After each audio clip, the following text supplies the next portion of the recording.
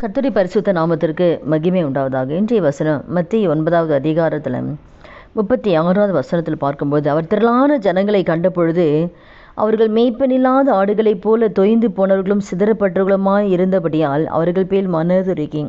அப்போ ஆண்டவர் திரளான ஜனங்களை பார்க்கும்போது எல்லாரையுமே மனதுருகிறார். ஒவ்வொரு ஜனங்களை பார்த்து அவருடைய வேதனைகளை பார்த்து ஆண்டவர் மனதுருகி ஒவ்வொருத்தர் வாழ்க்கையிலுமே ஆண்டவர் அற்புதங்களை செய்கிறார்.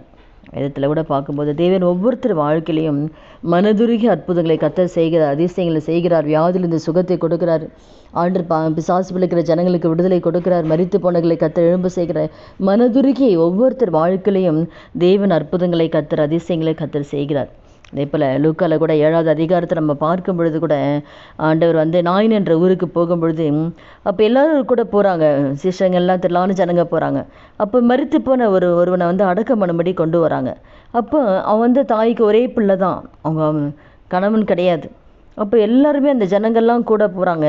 அப்போ உடனே ஆண்டவர் பார்க்குறாரு, ஐயோ அந்த மகளுக்கு யாருமே இல்லையே, அப்போ இருக்கிற ஒரு மகன் தானே, அந்த மகன் மரிச்சிட்டானே அப்படின்னு சொல்லி ஆண்டவர் அவள் மேலே மனதுருகி அழாதேன்னு சொல்லி கிட்ட வர்றாரு, பாடையை தொட்டுறாரு. உடனே வாலிபனே எழுந்துருன்னு ஆண்டு சொல்கிறார். சொன்ன உடனே அவன் எழுந்து உட்கார்ந்து பேச ஆரம்பிக்கிறான். உடனே அந்த மரித்து உயிரோடு எழுந்து அந்த மகனை எடுத்து ஆண்டவர் அந்த தாய்கிட்ட அந்த மகனை ஒப்பு கொடுக்குறார்.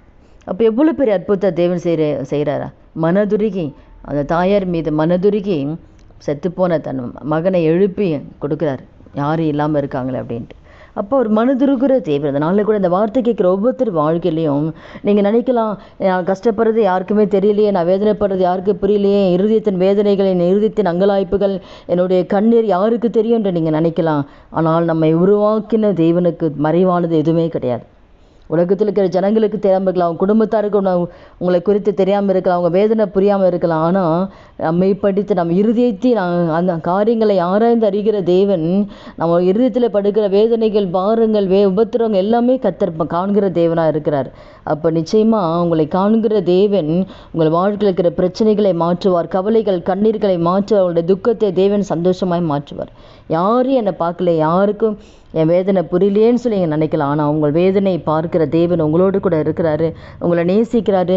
நிச்சயமாக எப்படி ஆண்டவர் மனதுருகி கர்த்தர் அந்த மகளுக்கு, அந்த விதவை தாய்க்கு அற்புதத்தை செய்தாரோ அதே போல் உங்கள் வாழ்க்கையில் தேவன் அற்புதங்களை கர்த்தர் செய்வார், அதிசயங்களை கர்த்தர் செய்து மனதுருகி கர்த்தர் செய்வார். ஏன்னா அவர் மனதுருகிற தேவன்.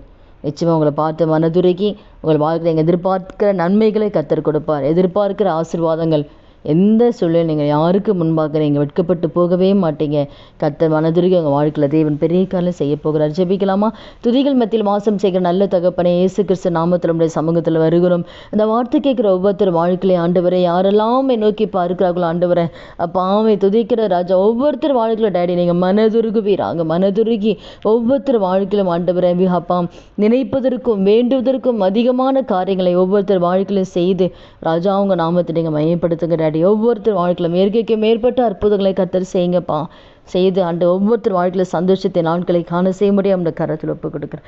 அப்படி நீங்கள் செய்ய போகிற தயவுக்காக நன்றி செலுத்துகிறோம். இயேசு கிறிஸ்து நாமத்தில் ஜெபிக்கிறோம் நல்ல பிதாவே, ஆமென். கர்த்தர் நாமத்துக்கு மகிமை உண்டாவதாக.